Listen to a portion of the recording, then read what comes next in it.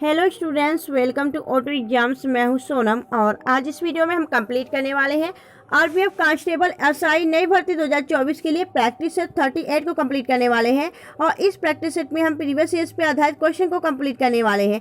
तो आप सभी के लिए यह आज की क्लास काफ़ी इंपॉर्टेंट और हेल्पफुल होने वाला है। तो आप सभी लोग अपने सोना मैम के साथ वीडियो के लास्ट तक बने रहेगा।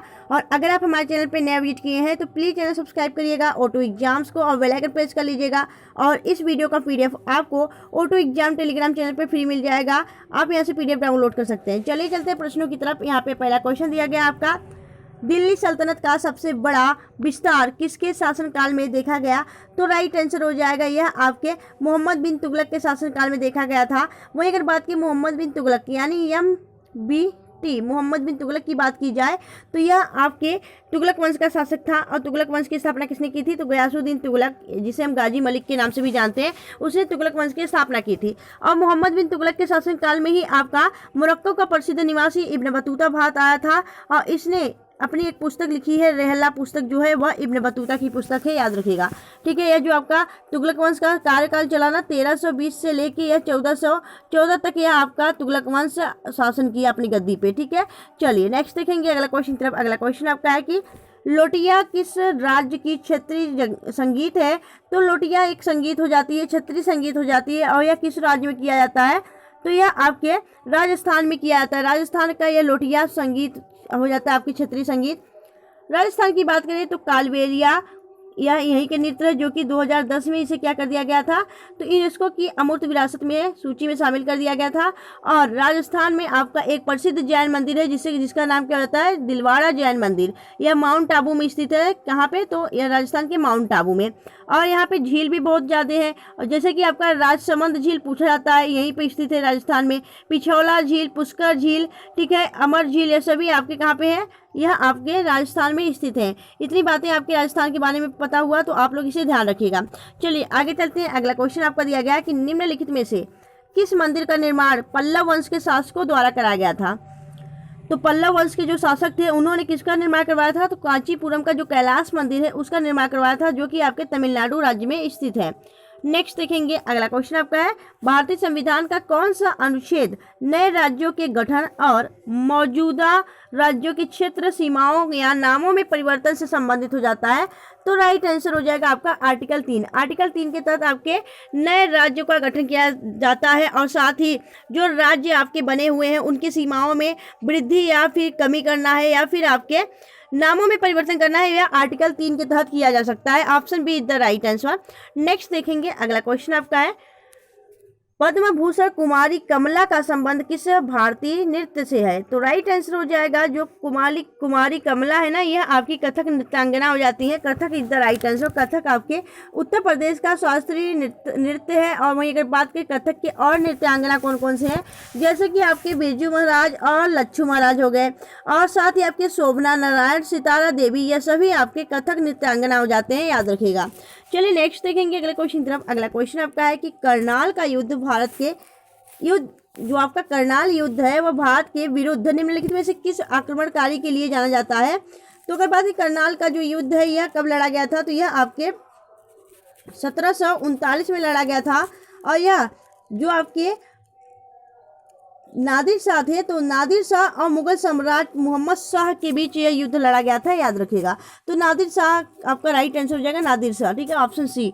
आगे देखेंगे अगला क्वेश्चन आपका है, क्रांतिकारियों की संस्था अभिनव भारत का गठन किसके द्वारा किया गया था? तो राइट आंसर हो जाएगा BD सावरकर, जो कि अभिनव भारत एक संस्था चलाई गई थी, अभिनव भारत, जिसे हम गुप्त समाज भी कहते हैं।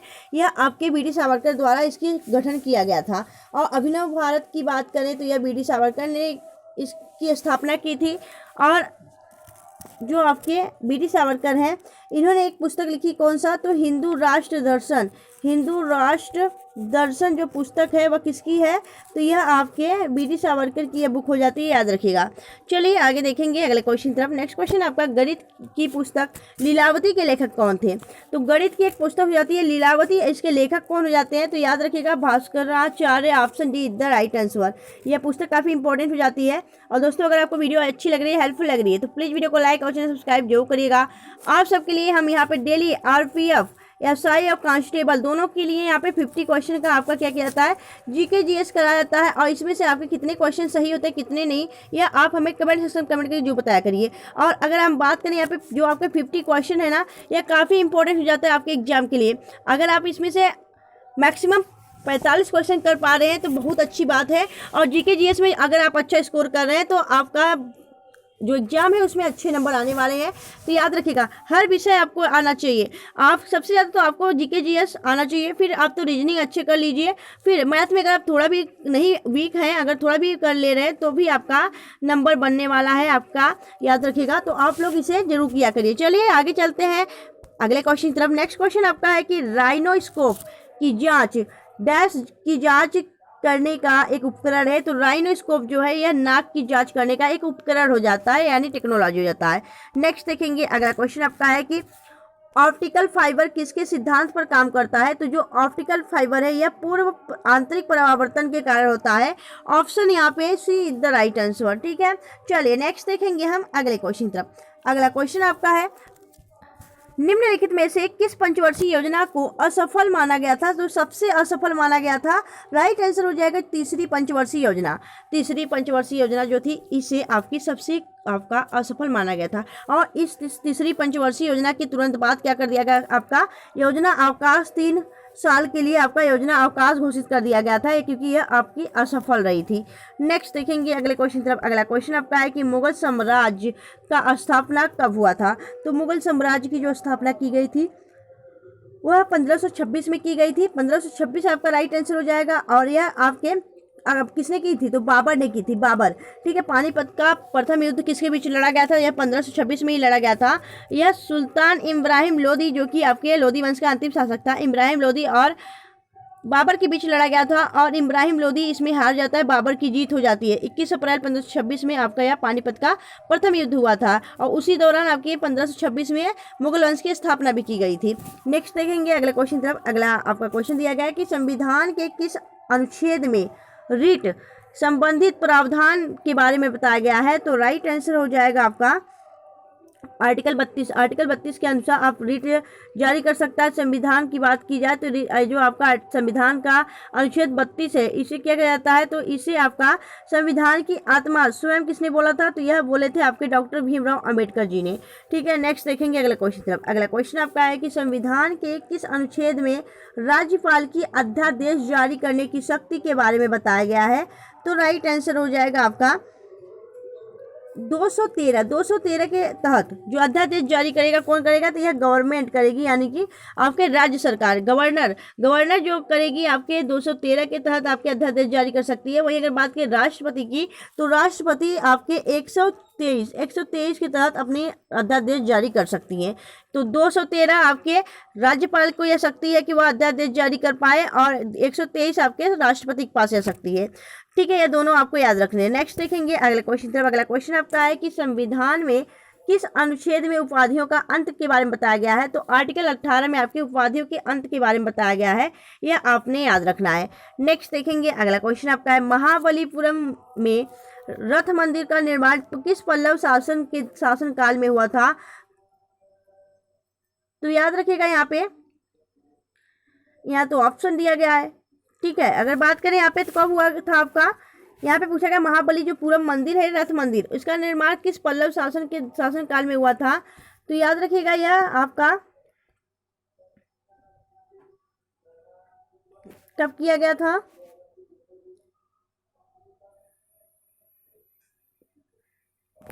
रुकिए। ठीक है,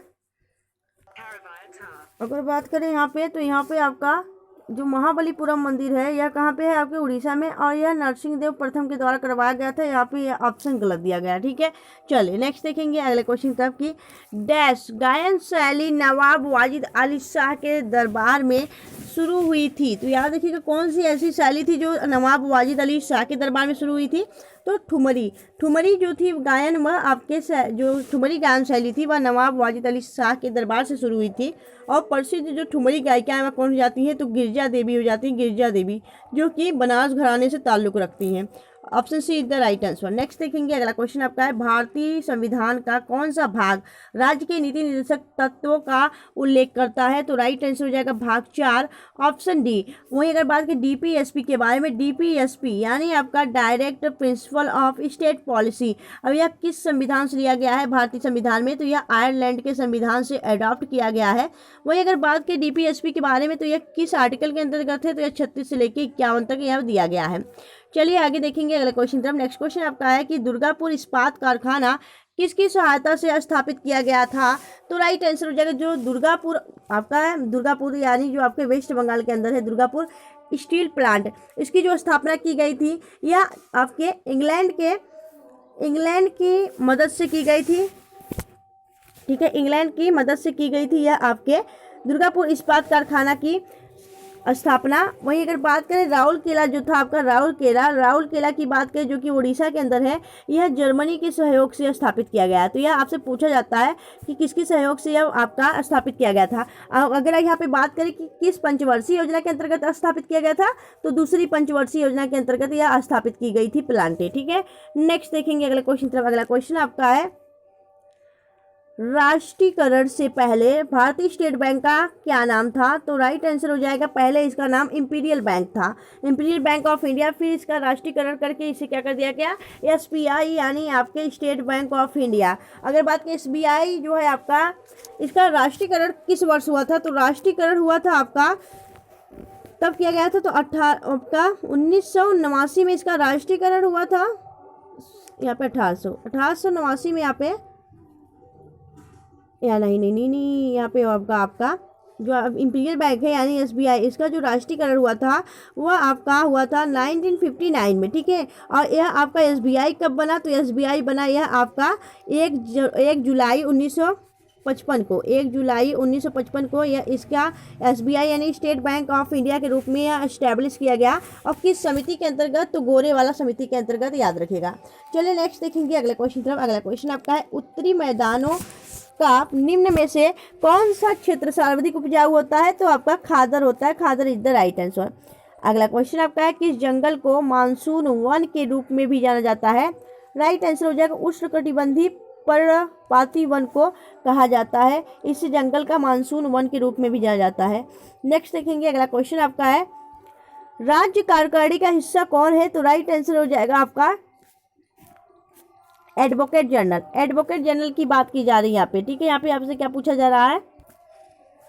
राज्य कार्यकारिणी का हिस्सा कौन नहीं है? तो राज्य की कार्यकारिणी की जो हिस्सा होते हैं वह एडवोकेट जनरल होते हैं। जैसे केंद्र में आपके राष्ट्रपति किसको नियुक्त करता है? तो आपके एडवोकेट जनरल नहीं, वहाँ पे अटॉर्नी जनरल होते हैं जिन्हें हम महान्यायवादी बोलते हैं। तो आर्टिकल 76 के अंतर्गत होते हैं। वहीं अगर बात करें राज्य में, जो राज्य आपके राष्ट्रपति जो होते हैं, राज्य में अगर बात करें राज्यपाल, तो राज्यपाल एडवोकेट जनरल यानी महाधिवक्ता को नियुक्त करते हैं। यह आपका राज्य के कार्यकारिणी का हिस्सा होता है। यह आपके हाई कोर्ट के जज बनने की योग्यता रखता है, याद रखिएगा। तो यह आपका हेल्प करता है राज्यों के, यह कार्यकारिणी हिस्सा का एक सदस्य होता है, याद रखिएगा। तो एडवोकेट जनरल आपके राज्य में पाए जाते हैं और अटॉर्नी जनरल आपके केंद्र में। ठीक है, चलिए नेक्स्ट देखेंगे अगले क्वेश्चन तरफ। अगला क्वेश्चन आपका है, गांधी का चंपारण सत्याग्रह किससे जुड़ा था? तो राइट आंसर हो जाएगा तिनकठिया प्रथा से जुड़ा था, option B is the right answer. Next देखेंगे अगला क्वेश्चन आपका है, कि विजय घाट किसका समाधि स्थल है? तो विजय घाट जो है यह आपके लाल बहादुर शास्त्री का एक आपका समाधि स्थल हो जाता है। ठीक है, किसका हो जाता है? तो यह लाल बहादुर शास्त्री का हो जाता है आपका विजय घाट, याद रखिएगा। और लाल बहादुर शास्त्री दूसरे प्रधानमंत्री थे भारत के, और इनकी जो मृत्यु हुई थी यह देश के ताशकंद में इनकी मृत्यु हुई थी। जो आपके लाल बहादुर शास्त्री का जन्म कब हुआ था? 2 अक्टूबर को महात्मा गांधी के समय इनकी भी आपकी जयंती मनाई जाती है। लाल बहादुर शास्त्री की बात करें, इन्होंने जय जवान जय किसान का नारा दिया था। और साथ ही अगर बात करें तो लाल बहादुर शास्त्री इंटरनेशनल हवाई अड्डा कहाँ पे स्थित है? यह वाराणसी में स्थित है, उत्तर प्रदेश के वाराणसी में। ठीक है, याद रखिएगा। चलिए नेक्स्ट देखेंगे अगला क्वेश्चन आपका है, सुपर मॉम के नाम से किस प्रसिद्ध खिलाड़ी को जाना जाता है? तो राइट आंसर हो जाएगा मैरी कॉम को सुपर मॉम के नाम से जाना जाता है। यह एक बॉक्सिंग प्लेयर हो जाती है, मुक्केबाजी हो जाती है। ठीक है, चलिए नेक्स्ट देखेंगे अगले क्वेश्चन तरफ। अगला क्वेश्चन आपका है, सबसे अधिक क्षेत्रफल वाला राज्य कौन सा है? तो राइट आंसर हो जाएगा आपका राजस्थान। राजस्थान सबसे अधिक क्षेत्रफल वाला राज्य हो जाता है।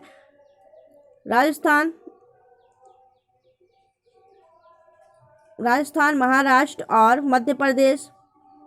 राजस्थान, महाराष्ट्र, मध्य प्रदेश और उत्तर प्रदेश, यह आपके 4 बड़े आपके क्या हो जाते हैं, सबसे अधिक क्षेत्रफल राज्य हो जाते हैं। आपके राजस्थान के बाद कौन होता है? महाराष्ट्र, महाराष्ट्र के बाद आपका मध्य प्रदेश, मध्य प्रदेश के बाद आपका उत्तर प्रदेश। अगर बात की उत्तर प्रदेश की, तो उत्तर प्रदेश आपके चौथे स्थान पे सबसे बड़ा क्षेत्रफल की दृष्टि से आपका राज्य हो जाता है। ठीक है, नेक्स्ट देखेंगे अगला क्वेश्चन की तरफ। अगला क्वेश्चन आपका है,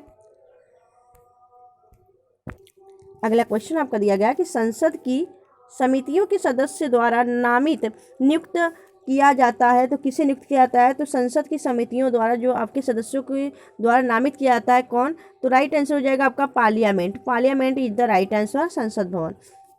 नेक्स्ट देखेंगे अगला क्वेश्चन। अगला क्वेश्चन आपका स्वेज नहर के उत्तरी प्रवेश द्वार पर कौन सा बंदरगाह अवस्थित है? राइट आंसर हो जाएगा जो आपका स्वेज नहर है उसके उत्तरी प्रवेश द्वार पे जो बंदरगाह अवस्थित है उसका क्या नाम हो जाता है? राइट आंसर हो जाएगा Port Said. Option D is the right answer. आगे देखेंगे अगला क्वेश्चन आपका है 10 कुमार चरित किसने रची थी? तो 10 कुमार चरित के रचनाकार कौन हो जाते हैं? दांडी हो जाते हैं। Dandi is the right answer, option B.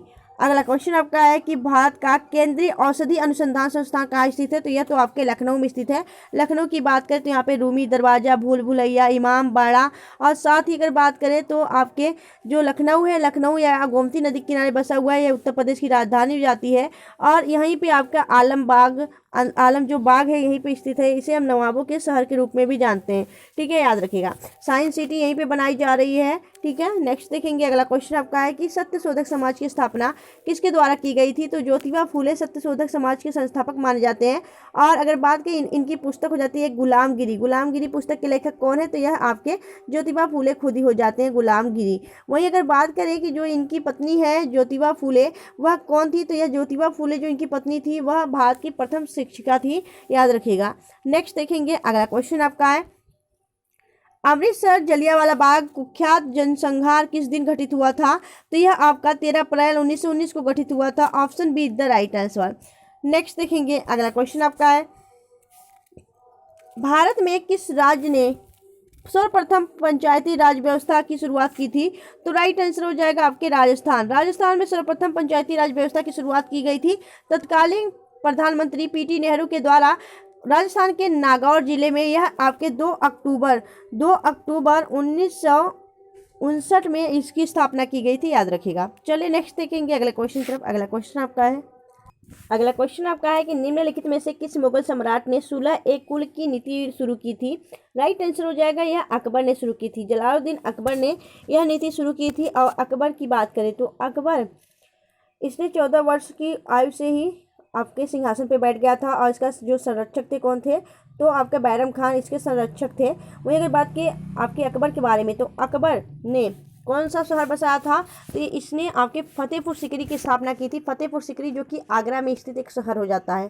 ठीक है, चलिए नेक्स्ट देखेंगे। अगला क्वेश्चन आपका है कि बिहार का पहला रामसर स्थल कौन सा है? तो राइट आंसर हो जाएगा कावड़ा जो आर्द्रभूमि है, यह आपका बिहार का पहला रामसर स्थल हो जाता है। ठीक है, भारत के कुल कितने आपसे रामसर स्थल है? तो आपको पता होना चाहिए भारत में कुल आपके 80 रामसर स्थल वर्तमान में है। ठीक है, नेक्स्ट देखेंगे अगला क्वेश्चन तरफ। अगला क्वेश्चन आपका है कि अकबर ने साम्राज्य विस्तार का आरंभ किस विजय से किया? तो राइट आंसर हो जाएगा अकबर ने मालवा के विजय से अपना विस्तार शुरू किया, याद रखिएगा। और मालवा के विजय जो कि हुआ उसमें क्या था? तो मालवा के एक शासक थे कौन? तो याद रखिएगा यहाँ के एक शासक थे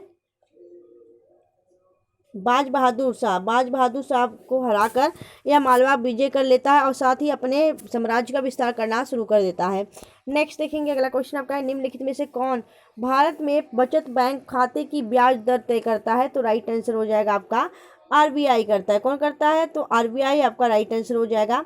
चलिए नेक्स्ट देखेंगे अगले क्वेश्चन की तरफ। आरबीआई यहाँ पे लिख दीजिएगा। चलिए नेक्स्ट देखेंगे अगले क्वेश्चन की तरफ। विश्व बैंक समूह मुख्यालय डैश पर स्थित है? तो याद रखिएगा जो आपका यह विश्व बैंक है यानी डब्ल्यू बी वर्ल्ड बैंक, विश्व बैंक, इसके हेड कौन जाते हैं? तो अजय बंगा इसके वर्तमान में हेड हो जाते हैं। ठीक है, अगर बात करें जो यह आपका वर्ल्ड बैंक है, इसका मुख्यालय कहाँ स्थित है? तो इसका मुख्यालय जो है यह आपके कहाँ पे स्थित हो जाता है और इसकी स्थापना कब की गई थी? तो इसकी स्थापना की गई थी, यहाँ पे आपसे पूछा जा रहा है विश्व बैंक का मुख्यालय कहाँ स्थित है, तो यह स्थित है आपके कहाँ पे? राइट आंसर हो जाएगा आपके, यह वाशिंगटन में स्थित हो जाता है और इसके अजय बंगा वर्तमान में हेड हो जाते हैं। और इसकी स्थापना कब की गई थी? तो इसकी स्थापना की गई थी 1944 में। कब की गई थी याद रखिएगा? तो 1944 में इसकी स्थापना की गई थी वर्ल्ड बैंक की।